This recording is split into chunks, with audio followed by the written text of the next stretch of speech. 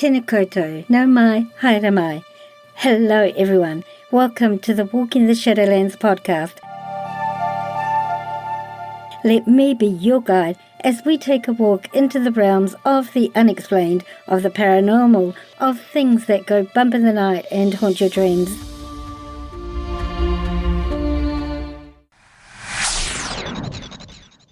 Your hosts? I'm Marianne. Thanks so much for joining me today, tonight, whatever time it is, wherever you're living in this beautiful world of ours. Sit back, relax. Let me be your guide as we walk into the Shadowlands together and see what awaits us there.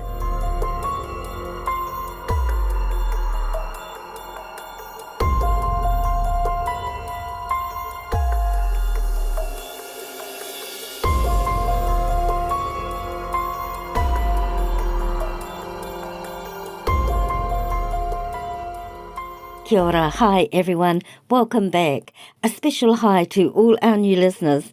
In the first season of our podcast, I did 2 episodes on Skinwalkers, a bit of the history and people's personal experiences. I have to admit that this is a subject that has fascinated me since I first read about them so many decades ago. It continues to have a fascination for me. So if this is a subject you also find interesting, be sure and check out the 2 episodes from season 1. In these episodes, I spoke with a woman. This woman had her voice altered and spoke on the condition of anonymity due to the taboo about talking about this subject, but she, like my guest this episode, is from the Navajo Nation and she continues to live there. My guest tonight, like my guest last episode and my guest next episode, came to my attention through a series of posts they made on TikTok. Their posts detailed a personal experience that they had with a skinwalker. Of course, this immediately caught my attention. I reached out to them, and this episode is the result of that. Speaking about skinwalkers is not something that most will talk about openly, as my guests today are. It's, as I mentioned before, very taboo and discouraged for a number of reasons, personal safety being possibly the most important reason. For some, this is a very scary and fear-inducing topic.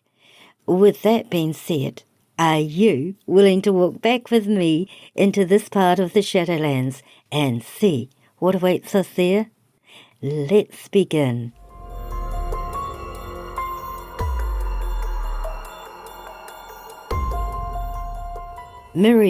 Meo and Isaiah are Navajo, born and raised on the Navajo Nation in Arizona. They grew up in a Christian household, but still follow the traditions and cultures of their Navajo ancestry and background. They both enjoy telling stories and decided to remove the taboo of talking about certain creatures or stories from their tribe. Whilst they don't actively pursue paranormal or supernatural things, they do tell the stories of their encounters and the encounters of friends and family.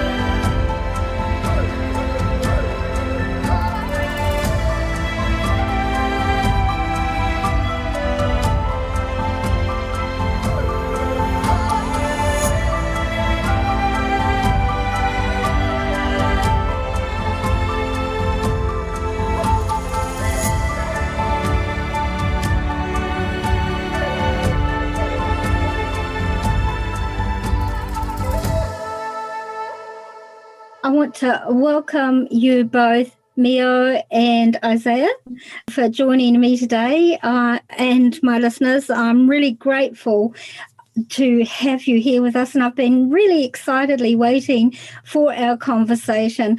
Now, for my listeners, I want you to know that I first came across this couple on TikTok, and I was really impressed with their honesty and the fact that they were putting their face out there, talking about things that are regarded as sacred or taboo or just not talked about in general public amongst their culture. Now, maybe you could tell us, either of you could start with where you're from and what your cultural background is, please, if you don't mind. Well, first, my name is Isaiah Turchi. I come from a small town in the Navajo reservation called Navajo, and that's where I come from. My name is Meo. I actually come from a small town, a slightly bigger town than my husband, about 30 minutes away from Kansas, Arizona. But we were both born and raised on the Navajo Nation in Arizona. Is that near, like, I know there's a part in the States, they call it the Four Corners or something like that? Yes, so we're actually about an hour and a half away from the Four Corners area, probably like an hour away. Right. Where I'm from is more close to the Arizona-Utah border. It's about 30 minutes away from Monument Valley. Monument Valley is a very famous national park in Utah. So that's where my dad's family is from. So I'm about 30 minutes away from there, and then he's about 30 minutes away from me. Right. And I have heard of Monument Valley. That's the place where they have those beautiful... The buttes. Yes, they're kind of shaped like... Yeah, shaped like waves. I was trying to just...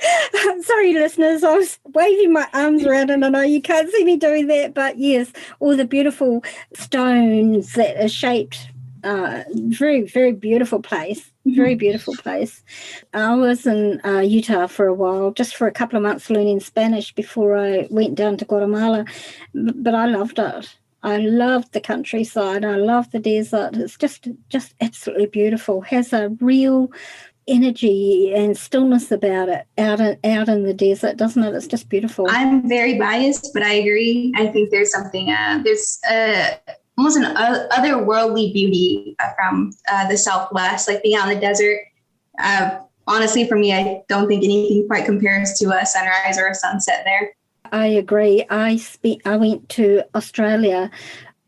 For those who are new to my program, I'm from New Zealand, and I visited Australia a couple of years ago, and I went to Uluru, which is smack bang in the centre of the desert in Australia. The skies were amazing, and the vastness. You say an hour away, in terms of distance in the States, that's not very far at all, is it? An hour's distance. Not at all. Whereas here in little New Zealand, that's quite a ways to travel. Yeah. So maybe you could begin, if you don't mind, by giving us a little bit about your background and how you grew up, perhaps some of the, because I know there is so much interest with people who want to learn. Mm-hmm. So maybe you could give us some of your cultural norms that you grew up with, like your taboos, your traditions, like no whistling at night, okay. Stuff like that. Well, I can go first. Growing up, my mom was raised in our traditional ways. Her family all grew up traditional Navajo. They grew up in the old teachings, the old ways, waking up, doing your prayers, offerings, and stuff of that sort. My dad's side of the family, they grew up Christian due to my grandmother. Growing up, my mom changed her life, became a Christian, but she's the only Christian on her side of the family. So growing up for me, I always had a conflict with being Christian and having my relatives on my family side would always criticize me for, how you say it, studying or having faith in the white man's religion is what they would always say. Right. So I grew up knowing a bunch of taboo stuff, the do's, the don'ts, what to do, what not to do, wake up in the morning, what not to do, what not to say, things that I should be wary about. Like you said, like you mentioned earlier, no whistling at night. Also, you can't point at the rainbow with your finger. or else one of your fingers would be a little short. As you can see, I did that. And I have a smaller thumb. So growing up, I would point at the rainbow, and they would always say, "Don't do that." But anyways, I grew up in all of that. I did grow up in some of the ceremonial ways and stuff like that. So I was always kind of conflicted between being Christian and being Native American or being Navajo on our own traditional teachings. As far as Skinwalker, don't really like mentioning that part because there was a mentioning of someone in my family who did practice it, but they're no longer here with us because they chose not to follow through. That's pretty much as far as I can go on that one. So for me, my grandparents on both my maternal and paternal side were the first Christians in their family as well. So I was raised in a Christian household. My grandma, my maternal grandma, she comes from a long line of medicine women. She was actually taught to it's what they call hand trembling. It's a form of what a medicine woman does. That's what she was supposed to be taught by my great grandmother, but she didn't feel right learning that, and she declined to learn that practice. So it was years later she ended up having her own kind of near-death experience where she became a Christian. And it was sometime later, my grandfather, her husband, he was a practicing medicine man. I don't quite know what his testimony was and how he came to Christ, but he ended up becoming a Christian as well. So as far as I'm aware, he was the first on his side of the family to also end up changing faiths. For me, I didn't really have a huge kind of, I guess, identity crisis with what I believed in. I was always taught certain traditional ways, stories and stuff by my grandmother. But I guess it wasn't a huge conflict for me until I got older. And then I kind of realized that there's a lot of conflicting things between both beliefs. I think it's something that I still go back and forth with, trying to preserve that cultural identity and the traditions that we were both taught growing up, and then trying to still have that belief in God and Jesus and stuff like that. Right. It's really difficult, isn't it? And there's a lot of conflict there for a lot of people in similar situations. Going back to what you said, amongst the native Māori here in New Zealand, they also have a tradition of not whistling at night, which I find is very interesting, that we both share the same tradition. We also have a lot of other things that are not acceptable, like it's taboo to sit on a table, to put your bottom on a table that people work from or eat from. Don't wear shoes in the house. Just lots of little things like that. And a lot of them have a basis in actually common sense. Why would you want to eat off a table where somebody's been sitting? It's just hygienic practices, I guess. But I know that there's a lot of our cultural traditional beliefs are rooted in the spiritual practices. Like I had never heard the one about pointing at a rainbow before. That's very fascinating to me. I find that's really interesting. What sort of, is it okay if we talk about, before we get on to other subjects, if we talk about some traditional beliefs?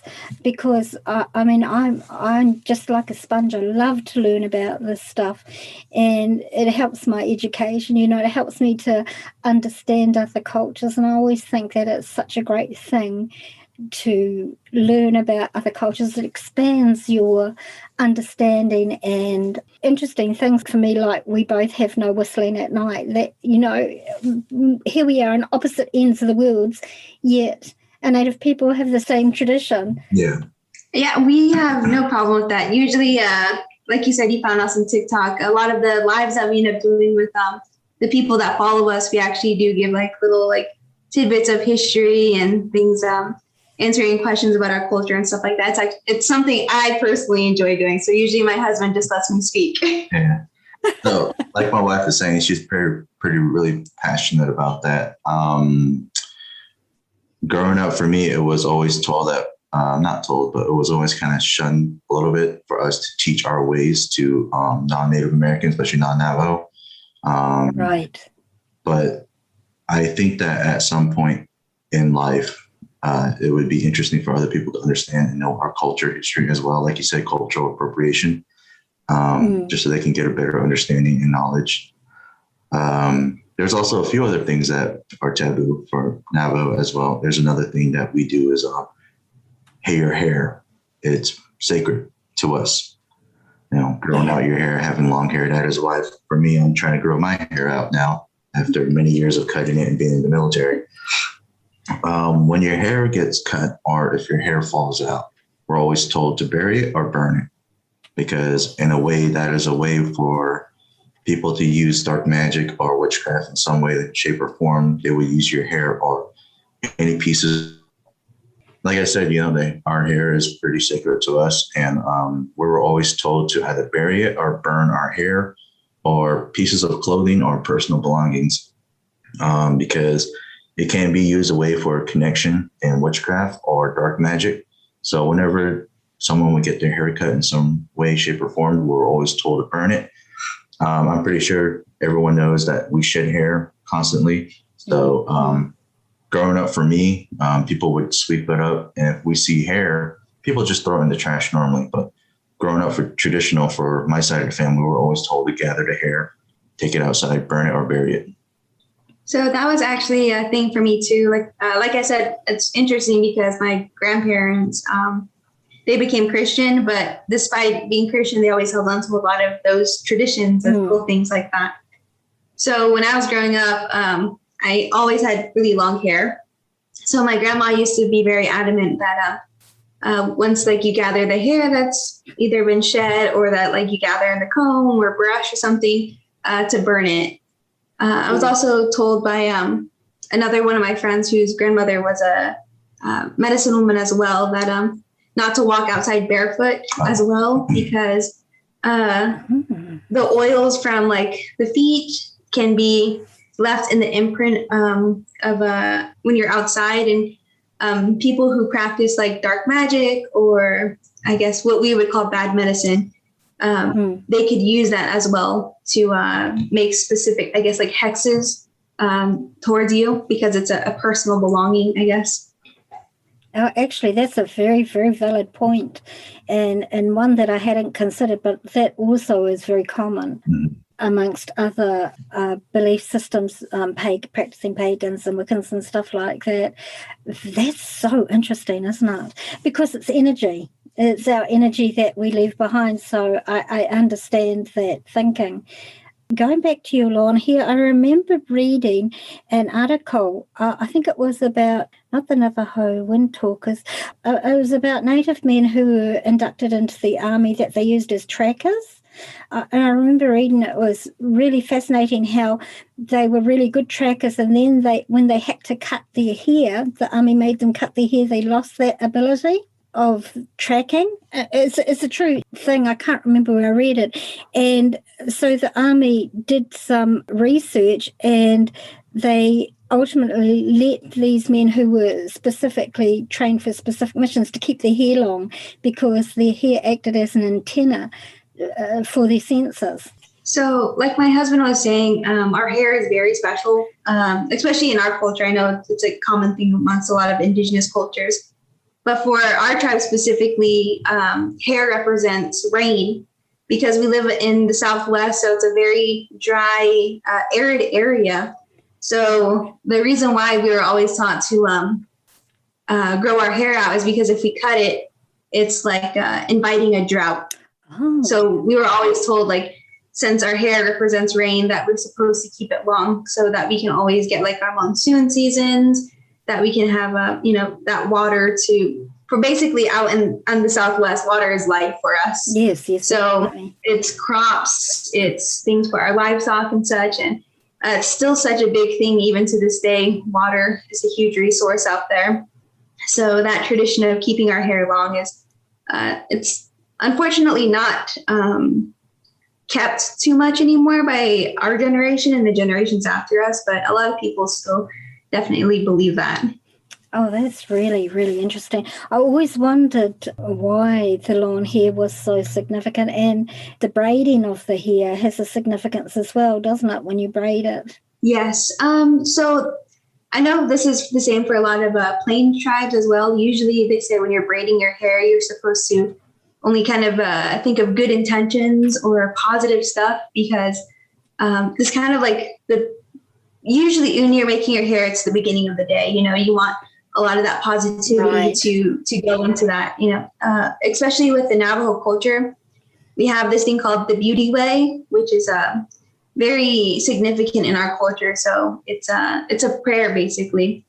So that in itself, if you ever listen to the prayer, it's inviting like positivity into your life, like in all, I guess, like in all ways, pretty much. Yeah. Well, for me, from my understanding was that braiding one's hair was not really a how you say it, like a fashion for Native American men and women back in the day. For us, it was putting our hair in a tige, which is a traditional hairstyle bun that you would see most Navajo or even some other local tribes like Hopi and them do their own versions of tige. And that's kind of the way we would do it, not really braiding. Right. So the plain tribes, which is like the Lakota, Cherokee, a lot of the ones that are further up north from us, do braid their hairs. It's kind of more the iconic, like braid. Right. So, like my husband is saying, we would do what we call like a hair bun, basically. Yes. But even with that, there's a similarity when you're brushing your hair. Like I remember when my grandmother used to brush my hair for me when I was younger, she would still, it was still part of the teaching is you want good intentions even when you're brushing it. Right. Even if our tribe specifically didn't do the hair braid, it was still something that was a part of the daily routine. Right, absolutely. I run a Facebook group. It's only small. It only has about 6,000 people in it, but I'm always telling the people that intent is absolutely everything. It's your intent. Intent is what creates action, and it draws energy to you. So I totally get what you're saying. I absolutely understand it entirely. That's really interesting. And I know that a lot of the Māori men here in New Zealand also wore their hair in buns. And they have combs that they hold it with, special combs that are carved out of shell or wood. And I don't know the name of them. I wish I did. I love it. I love the buns. Love them. And they often put feathers in their hair as well. What I find fascinating is that there are a lot of cultural similarities. They're slightly different, but the basics are the same, like the hair. Can you tell me why you don't whistle at night? Well, what I was always told was if you whistle at night, you're kind of calling out to spirits in a way, shape, or form. You're kind of inviting them in a way, and we were always told not to venture out at night due to multiple and many reasons, right? Including up to Skinwalkers. Mm. I'm not really knowledgeable on that, but there was quite a lot of things growing up, especially from my grandmother passing it on to my parents and to my grandparents. And not only just myself, but friends and families that I have, they would always encounter supernatural things or extraterrestrial. You'd be surprised. UFOs and sightings of that sort are pretty common, especially in our traditional beliefs and stuff like that. We were always told not to go outside. For those specific reasons, we were always ushered inside and to remain inside during the night times. As far as whistling, that's basically what I was told, is that you're inviting spirits in a way, shape, or when you whistle at night. So I was always told that we weren't allowed to do that, or we shouldn't be doing that. Right. And what about if you hear whistling? So what I was always told is you're never supposed to reply back. That's kind of a given. There's kind of the same thing with if you hear your name being called, not to call back or to answer. It's what I was told was that I guess with the whistling at night is if you whistle at night, spirits supposedly like they can't see you. It's not until like you whistle or that they know where you're at, your location. At least that's what I was told. And then as far as hearing somebody whistling at you or hearing somebody call your name at night, I was always told, like, if you don't know who it's coming from, don't answer, because it could be a spirit as well. And when you answer back, then they're able to see your location. Right. That's really interesting.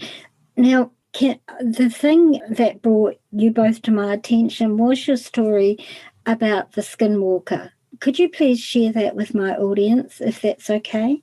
Do you want us to talk about what a Skinwalker is, or do you want to share? Yes, let's start with that, because I have a lot of new listeners who may not know what a Skinwalker is. So that's a great place to start. Thank you. So for Skinwalkers, I do know that there's different origin stories based on what part of the reservation you're coming from.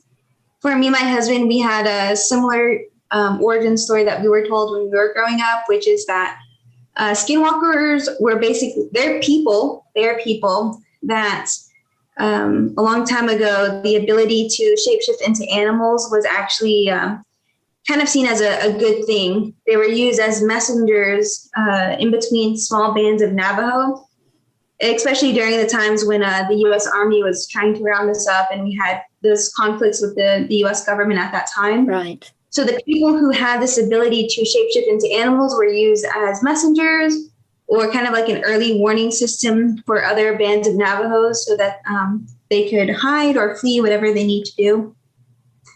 It wasn't until, I don't know quite when that change happened, but just like anything else, humans are very fallible to a lot of things like greed, revenge, jealousy, things like that. So when those started becoming a thing with the people who practiced skinwalking, I don't know if that's a verb, but it started becoming more synonymous with like evil intentions or evil intent. Right. So skinwalkers were likened to witches? They weren't like witches. They were basically medicine men. They were basically taught. They were taught the art of doing the shape shifting. Right. And like my wife said, we were back in the day bands of Navajos. We weren't a united tribe. We're different bands with different head chiefs, and yes, we would war upon one another and that sorts. But the area we grew up at, our little area, that's the origin story of how we were taught. A friend of mine who lives in the further southern area, New Mexico part of the reservation, she was told that skinwalkers basically the same way. They were used as messengers. They were also used as a way for gathering warriors in the time of need. If there were a tribe or something coming to make war upon us, and we were so spread apart that they would send out skinwalkers because they were able to travel faster, meet different. They were able to shapeshift into multiple animals to make travel further distances. And they would be used to send messages to gather the warriors or to inform the people that such things, bad things were coming, to go and hide. I was also told from her family comes from a bunch of medicine men, and she still practices the old traditional ways. And she's very adamant on it. She's actually writing a book on being Native American in a modern world. Oh, wow. And how, she's coming out with her own book about how people are trying to corrupt our stories to further, modern agendas in their way, shape, or form, and how stories are being twisted to fit ideas. But she was told that skinwalkers were used for hunting as well, because game was so scarce, not scarce, but game was kind of hard to find. Right. Skinwalkers would go out and locate herds of deer or locate certain animals for hunting, and they would report back, and they would send out the scouts. The scouts would go and find them, and they would use the skinwalkers too to help herd these animals to where these tribes or these other bands of Navajo would be able to hunt them and gather food or pelts for clothing and that sort. So that was another reason. That's another way skinwalkers were used, was to locate game. Oh, that's so It's very unfortunate, I guess, where that shift happened. Like we always hear stories like this about how they were used for good intentions, but it's unfortunate. We really don't know where that huge shift changed and where it became more synonymous with evil intentions. Yeah, that's really, I find that quite sad actually, but it's also a reflection on human nature, isn't it? Whether it's done through greed or feeling slighted or whatever the intent is, that, that's really a shame. I had a question. I should have written it down, but it's gone now. Oh, in order for one to become a skinwalker these days, is it correct that they have to do some really bad stuff? Yes. I'm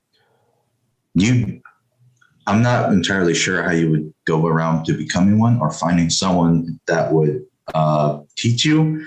I was always told, and there's a pastor actually who practiced the ways of skinwalking. Like I mentioned before, I ain't mentioned it, but my dad's a pastor. He came out of some hard ways. Throughout his years of ministering, he came across another Native American folk, Navajo, who's a pastor and lives here in Oklahoma with us. His family, unfortunately, practiced that sort of witchcraft and magic. He was brought up the same way. And I remember when I first got out of the Marines, we traveled all the way back across from North Carolina to Arizona. We stopped and we met this gentleman and his wife. And I asked him the question of if the skinwalkers were real. And he was like, yes. And I was like, oh. And I was like, how does one become one? And he says, you're not taught. You don't find out. You're kind of chosen. You're kind of picked. They're kind of picked to do this. And it is up to the person if they want to continue on with trying to practice this dark magic. Yes, you would have to go through ceremonies. You would have to be brought up in it. You would have to do multiple ceremonies and bad things.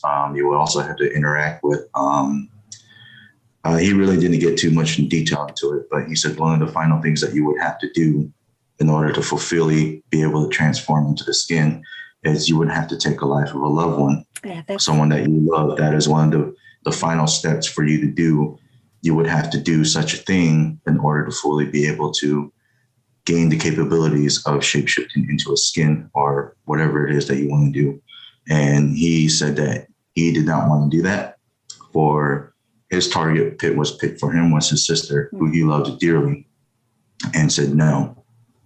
And he wouldn't share with me what happened, but he did pray to God that he would be saved, that he would be protected, and no harm would come to him and his sister, and no harm did come to them. And that's how he became a Christian, because he said that God did protect him and his sister. Right. And that's why he's a pastor now to this day. And that's exactly what I'd heard. I'd heard that they had to kill a loved one.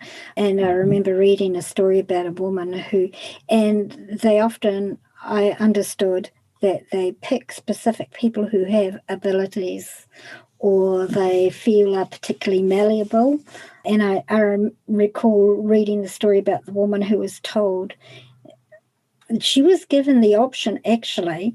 She was told that she had to kill one of her children or they would kill her. Yeah. It's usually how it goes. That's what I'm talking about. That's you're given the option to do so. And if you don't want to go through with it, you basically forfeit your life. It's an ultimatum, ultimately. Yeah. So that it's either your life or theirs, pretty much. That's pretty horrific, isn't it? And of course, you can't tell who is or who isn't a skinwalker just by looking at them. It could be your neighbor and you wouldn't know.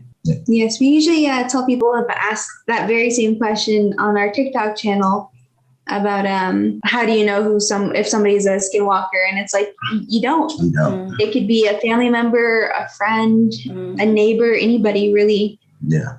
I would say unless you're particularly sensitive to energies, like myself, I'm a sensitive, and you can pick up different people's energies. You might feel that there was something off about that person, although you might not necessarily know what it was. You feel uncomfortable or uneasy or something like that. But other than that, the average person wouldn't be able to tell.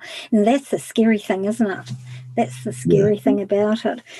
So having that understanding of what a skinwalker is, can you please share your experience that you had?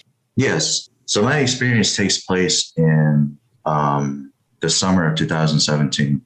My wife and I moved to Japan at the time, and I moved back. I was living in Arizona, back in my hometown, in Hoto. I just gotten off work.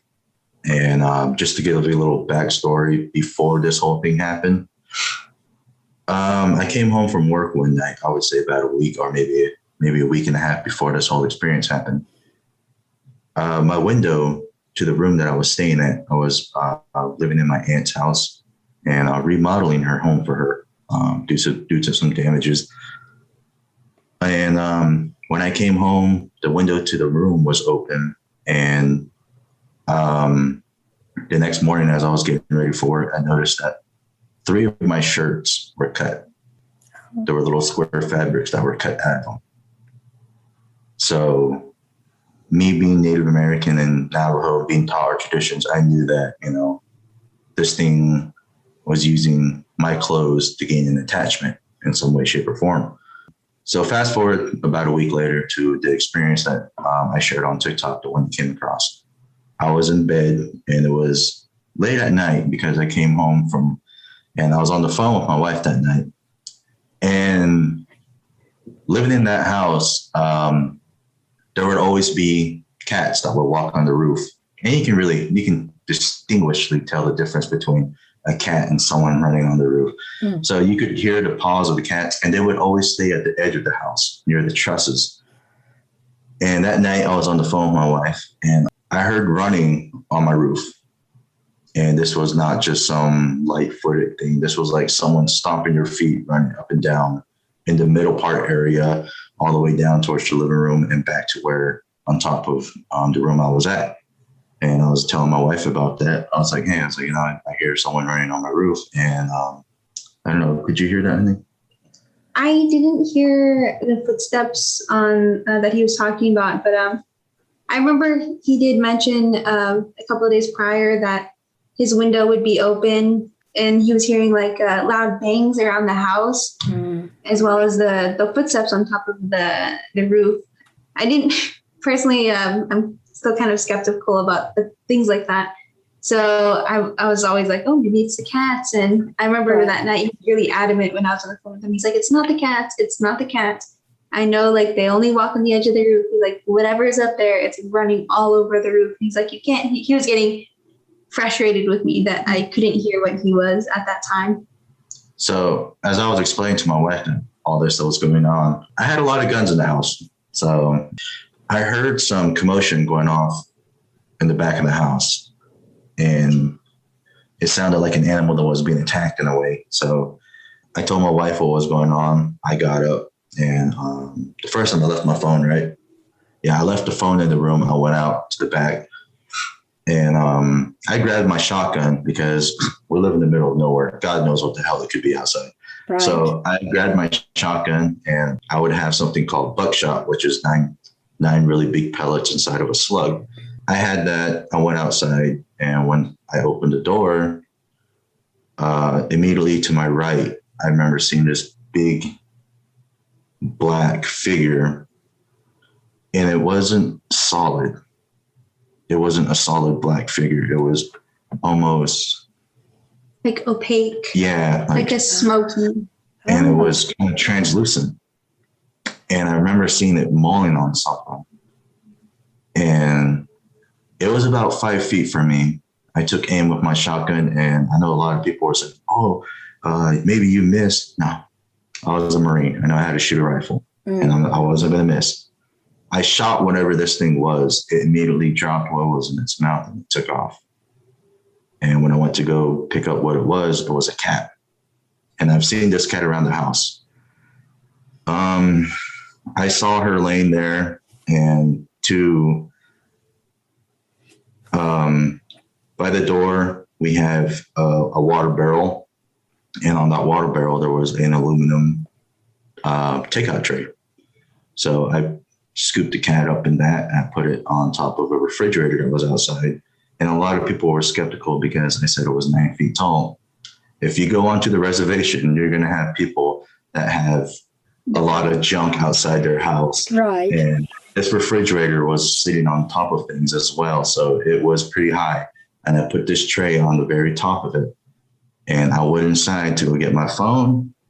And as I was getting my stuff, I heard something again outside. And I was on the phone. I grabbed the phone with I grabbed my phone and I went back outside and the whole tray was gone from how high I put it. The whole thing was gone. And I was telling my wife, I was like, the tray's gone. And she was like, what? And I was like, no, I was like, the damn tray's gone. And she was like, what do you mean? I was like, there's no way whatever it was could have grabbed this thing. Because I'm about close to 6 feet, on 1 inch side of 6 feet. I stood on my tippy toes and stretched my arms all the way up to put this thing on top of it. So this thing had to be pretty significantly tall to grab this tray off of this refrigerator. And I went back inside. And do you remember anything from this side, honey?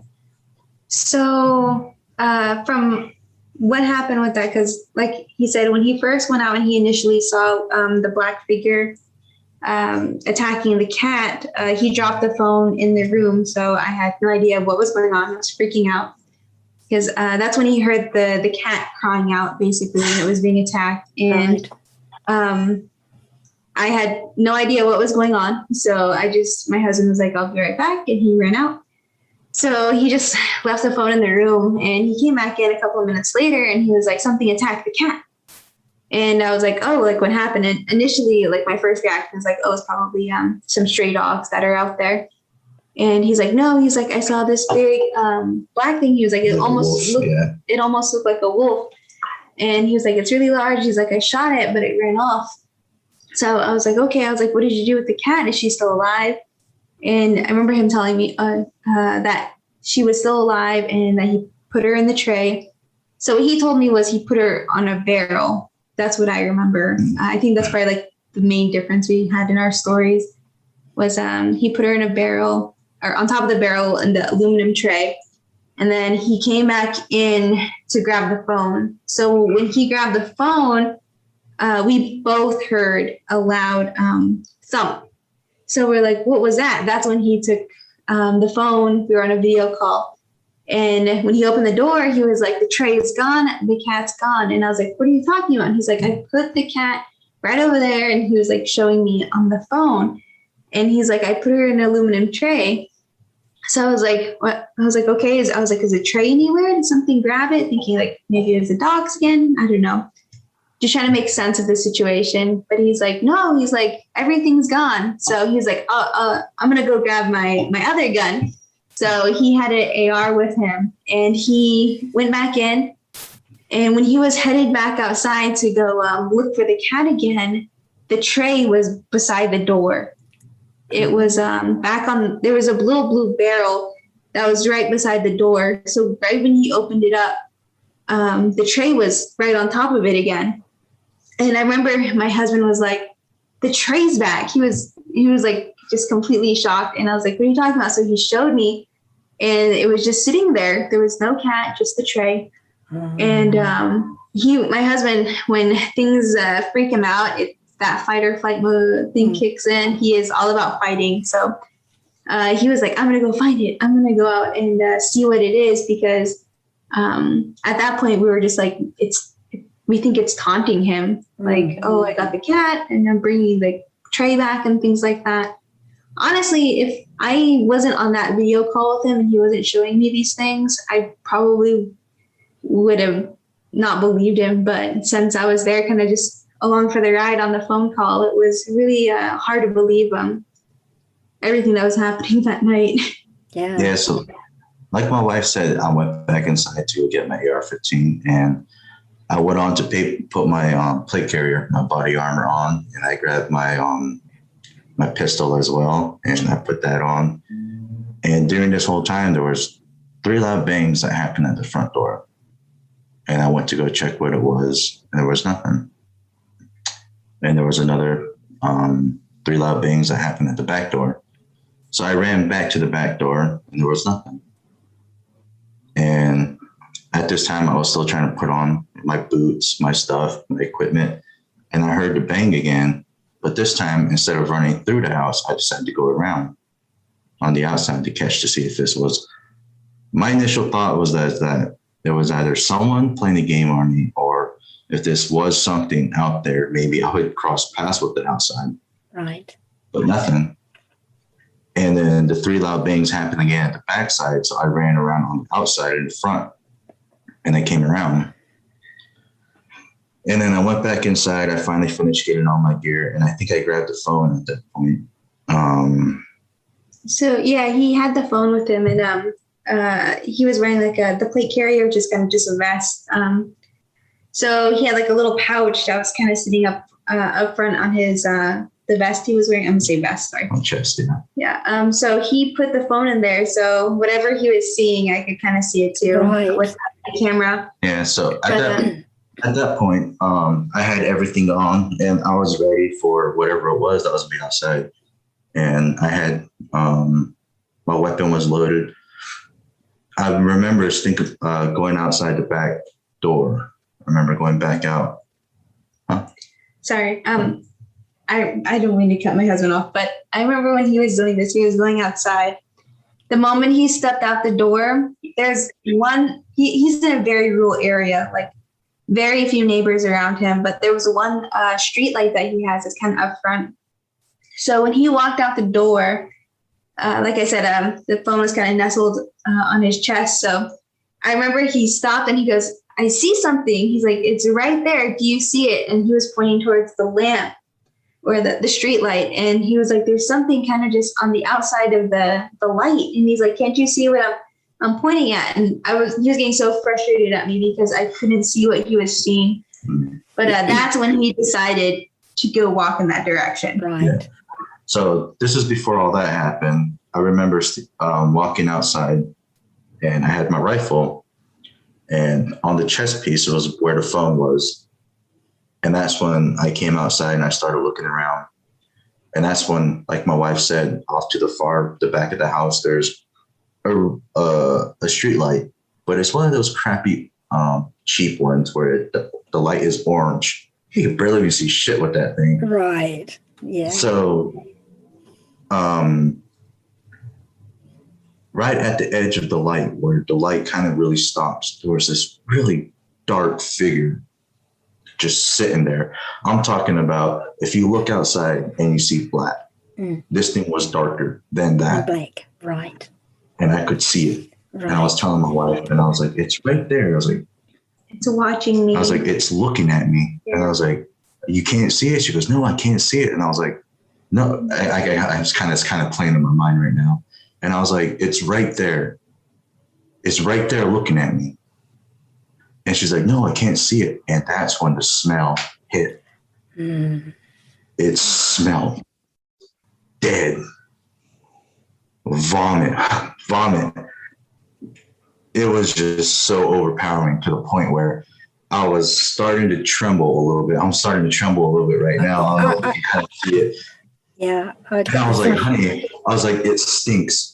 I was like, I don't know what it is. It stinks. And I was like, it's so overpowering. And I started starting to puke a little bit. And I was like, I was just like hurling, and I was like, I can't. I was like, it stinks so bad. And then I remember kind of laying down, and I don't really remember much, but I remember hearing my wife say, go inside. And I was like, I can't. And then my vision started getting blurry to the point where, like, I couldn't focus on anything. And I remember just laying down on the side, and I was like, I can't move. And my body was just so exhausted. I don't know if anybody's ever like worked out to the point where you start to see bright stars and you're just kind of like dazed out of it. That's how it felt. And I was just laying there, and I was like, I can't move. And my wife, I remember her screaming, go inside, please go inside. And I was like, I can't. I was so close to blacking out. Wow. And as I laid there, that's when I heard something chanting in Navajo. I mean, I can understand Navajo, not fully, but I couldn't make out what it was saying. And as I was laying there, I was like, if this is how I'm going to end, if this is how I'm going to die, I was like, I am not going to die without a fight. And I remember willing myself, drawing as much energy as I can to move. And it took a tremendous amount of effort to even try to crawl. And I started crawling towards the back door, And then finally, when I passed the threshold, I had to wiggle myself like a worm to the back door. And I used my foot to close the door. And I just laid there, breathing heavily. And I was just laying there trying to recover from this. And there was three loud bangs again at the back door. And I thought it was going to come inside. And there was nothing I could have done to have stopped it if it did. I had no energy. I had every ounce of strength left in me was gone. I just laid there. And, oh, Jesus. I can't really explain. I wish there was a way I could make people feel how I felt, just the pure exhaustion, the fear that I had in me, but I can't. And there's no real way I can put it in words for someone to understand. I don't remember much from there. Do you remember anything from that area? So kind of backtracking, when he talked about how the smell hit him, just all the stories I've heard about. You have to take a sip at that moment. I'm sorry. Anyway, so just backtracking to my husband, when he was talking about the smell, it was kind of like all those stories I've heard about skinwalkers just all came flooding back. And my husband can tell you this too. Anytime we've heard of skinwalkers and stuff like that, they always say that it smells like death. Like it smells like rancid, rotten meat. And the moment he said that, and then I remember he said this, he's like, I don't feel so good. I feel sick. I was just like, no, like, I remember in my head, it's like, nope, like I'm so skeptical of these things, but even I didn't want to chance it. And I remember talking, he was like, just go back inside, leave it alone. And he wouldn't, because he always has to go. And like, I don't know what it is about him. He will not back down. He has to go out and he has to confront whatever it is. And so I couldn't see him. The phone was still in his chest, but that entire time I remember him saying like, oh, my head's hurting. I feel sick. I feel like I'm about to throw up. And I remember him telling me like, oh, I feel lightheaded. And he's like, oh, I feel like I'm going to pass out. And I remember when he was saying all of that, I was like, just go back inside. And I felt so helpless. Like my husband said, He was back in Arizona. I was in Japan, and just watching this whole scene play out, he says he can't remember this, but I remember I was yelling at him just to get back inside because it was freaking me out so much. Mm-hmm. But I remember watching the phone go down as he was laying on the ground. And I was like, just crawl into the door. And every time I talk about this with him, he's like, I don't remember you saying that. He's like, I can't remember you saying that. And I was like, I was yelling at you to just get back inside. I remember he started crawling. I could see the light from the house when he was getting to the door and stuff like that. And he was probably, when he finally got back inside and he closed the door, he was probably laying there for about 5 minutes. And I was like trying to talk to him. Like he said, I think he was just like exhausted, like just spent. And he wasn't talking to me. So I was on the phone with him that entire time until he was finally waking up or coming to. And he started like, it was kind of interesting not watching him, but hearing him on the phone as he was finally like it was almost like he was in a trance in a sense, like that energy or whatever was attacking him was like suddenly just wearing off, and it was like he was waking up and finally coming to, in a sense, and then finally he was answering me back and stuff like that.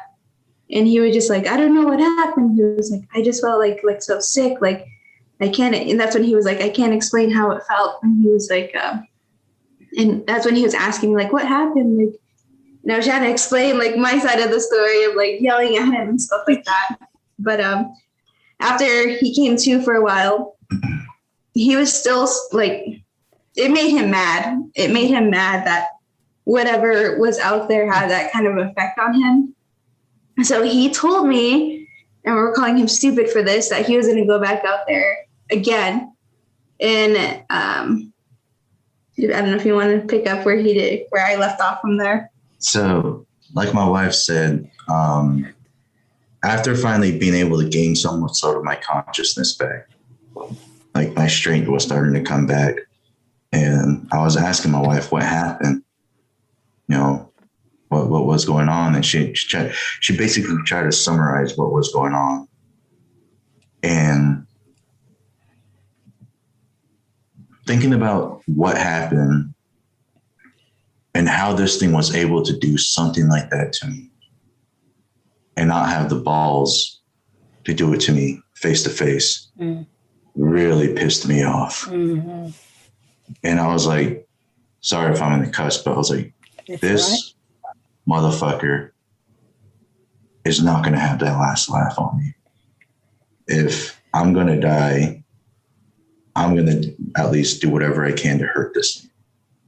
And it's going to know that it can be hurt. And it's going to know that people will fight back.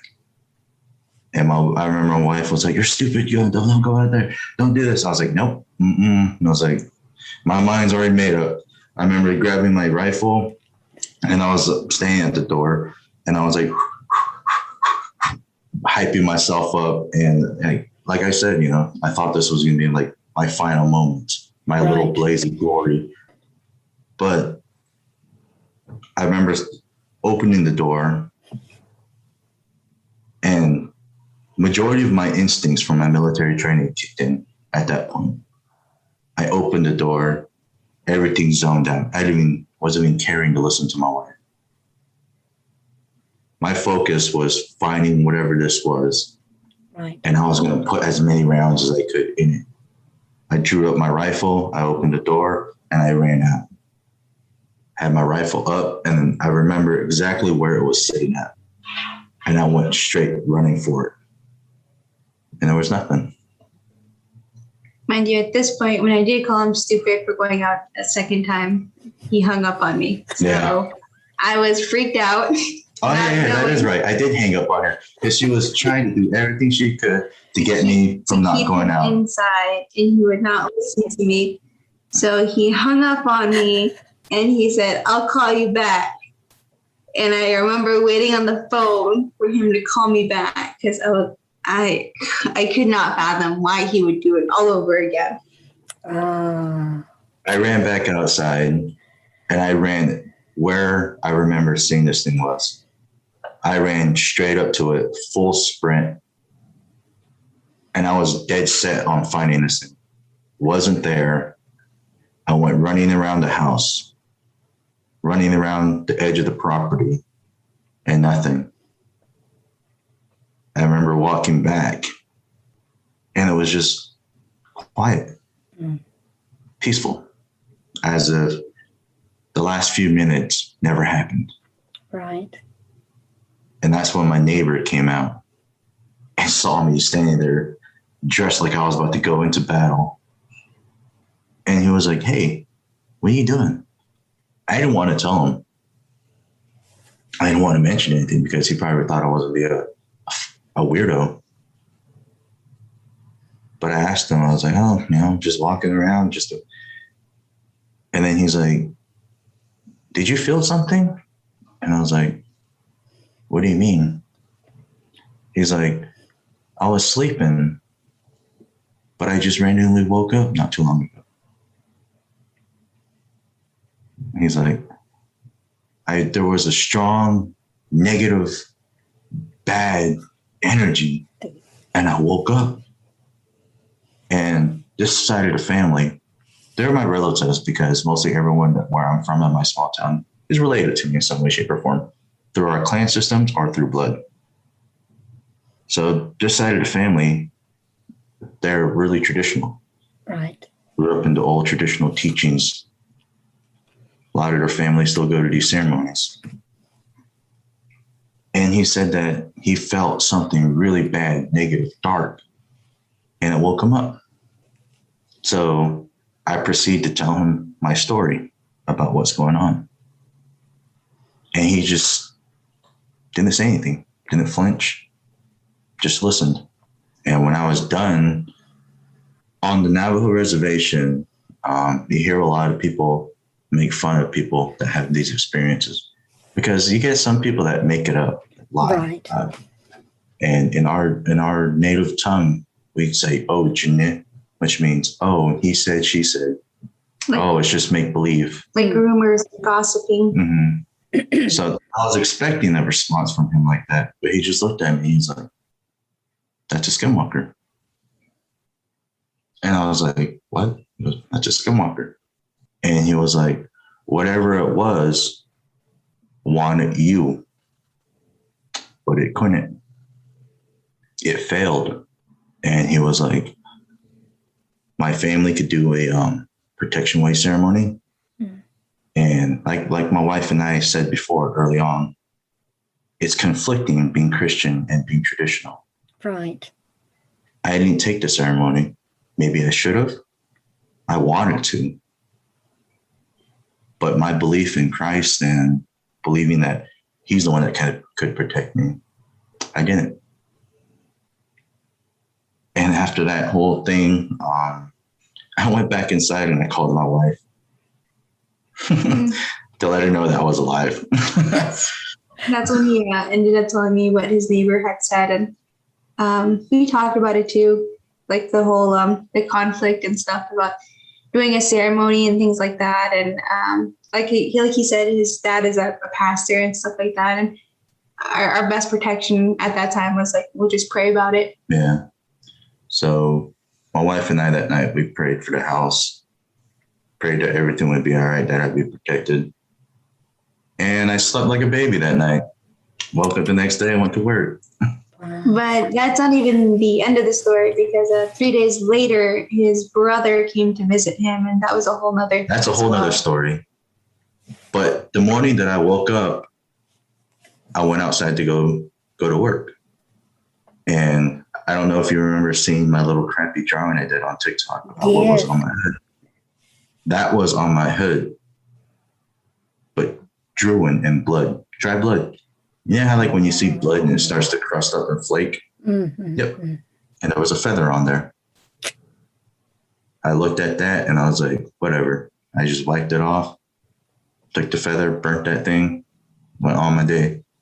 3 days later, I don't know if you want to hear this part of the story as well. Please, no. This is... 3 days later, my brother he's a bit of a drifter, and sad to say he's an addict.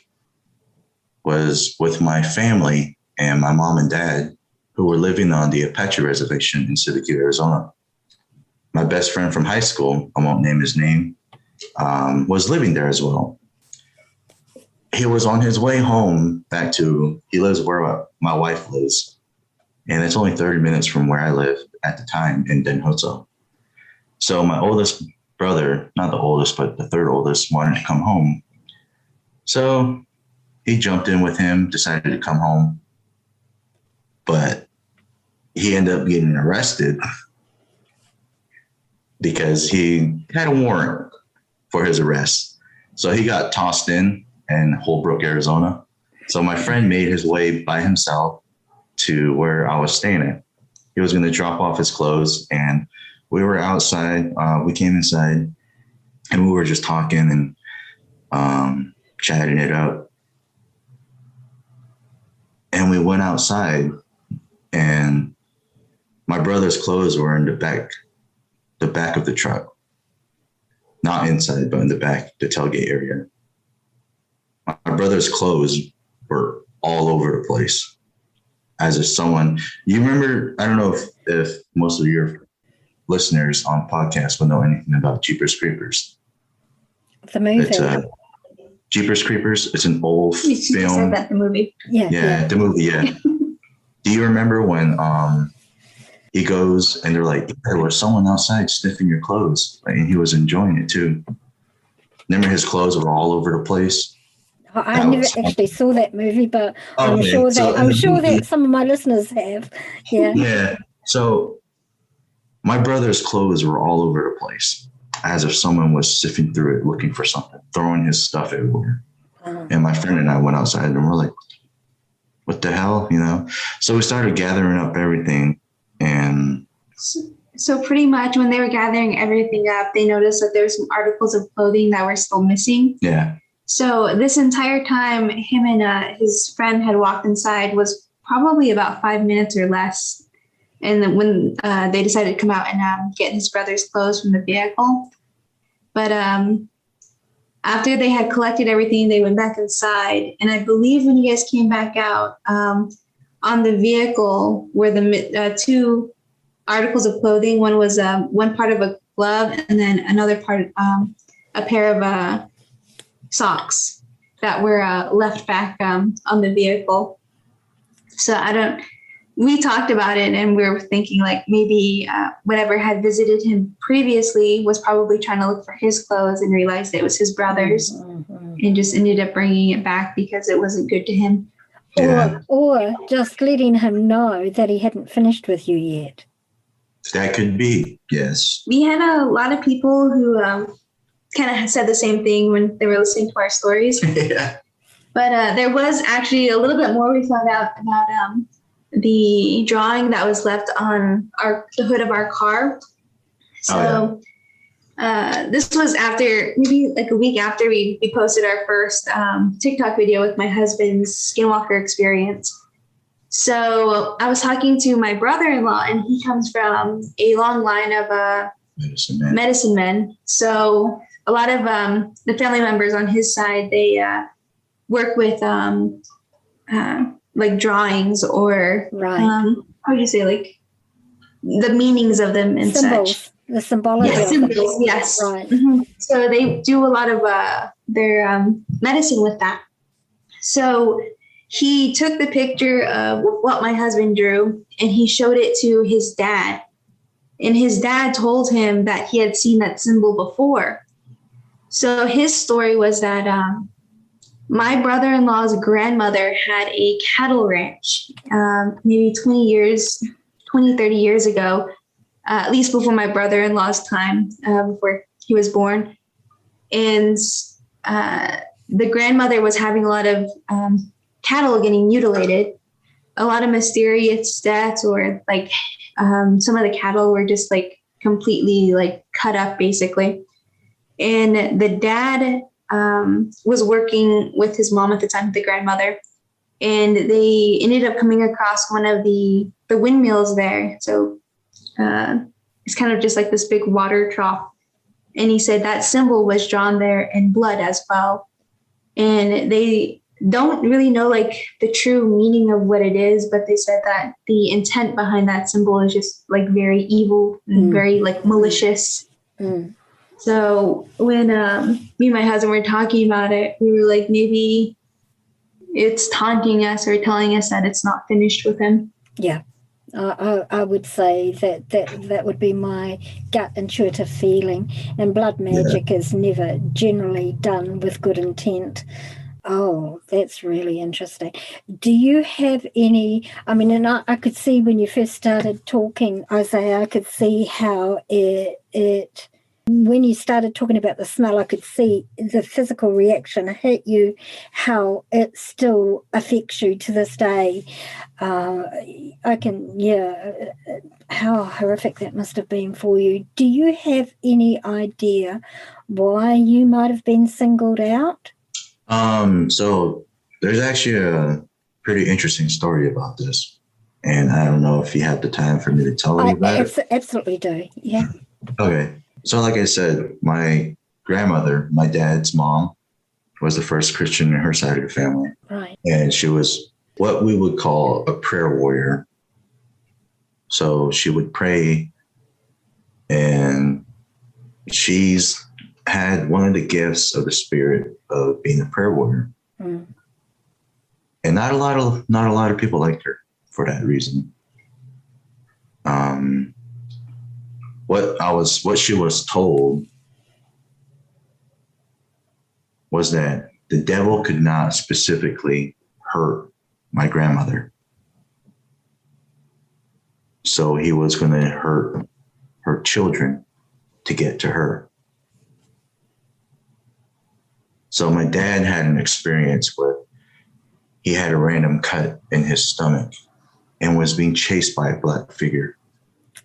We lived in Phoenix, Arizona. I was but a baby, not even a year old.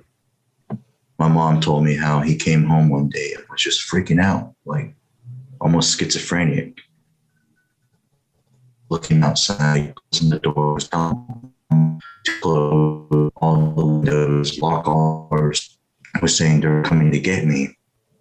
They're coming to get me. My dad was a huge alcoholic. And whenever my mom was trying to feed me my infant meal, my dad was like, don't feed them that. They poisoned it. He's like, they're after me. They're going to get me. So my mom, we didn't have a vehicle, had one of her friends, or I think a relative of hers, drive us all the way back to the reservation. It's a 6-hour drive in the dead of the night. Wow. And my dad was like, it's following us. He's running after us. He's the only one that could see this. He ended up at the church in Denhozo. It's an Assemblies of God church, Trinity Assembly of God. The pastor there, who is my grandfather, not really my blood grandfather, but clan-wise, my grandfather. Right. And they were praying for my dad. And they took him to the hospital not too long after that. And the doctors said that they did an x-ray on my dad, and there was a cut in his stomach that was bleeding. And they don't know how this cut happened. Internally, yes. Oh. And he was bleeding, and they couldn't stop it. They said they couldn't do anything about it. So my mom was praying, and the entire time she was praying for my dad, she didn't eat, she didn't sleep, she didn't drink no water. But my dad would wake up every now and then from laying down from his sleeping, and would point to my mom and say, he's standing right there. And he's looking at me, laughing, mocking. And my mom would go over there with the Bible and she'll start praying. And he's like, he's over here now. He's over here. He's over here. And I don't remember exactly how. I remember my mom told the story. And she said, finally, oh man, that was really anticlimactic, but I can't really remember what she said. But finally, my dad snapped to and said that he's right there. And my mom was like, in the name of Jesus, you devil, you get out of here. And she said all this thing. And my mom said there was like a rush of wind in a closed building, a rush of wind, and the window up on top opened and something went out. They both felt it, like a rushing wind of something leaving. Right. And my dad was like, he's gone. He left. And he was like, close the window. So my mom closed the window. The doctors came back to, do an evaluation on my dad. And the big cut that was in his stomach where he was bleeding was healed. Just a fine line scar inside of his stomach. That's very interesting. And he was discharged that day. And my dad became a Christian. And, he still meddled with alcohol and whatnot. Never really fully became submersed in Christianity. It wasn't until years later that my dad became a pastor. And it's kind of ironic, my dad being a pastor. And before my grandmother passed away, my grandfather, who was the pastor of the church, was telling my grandmother, he's like,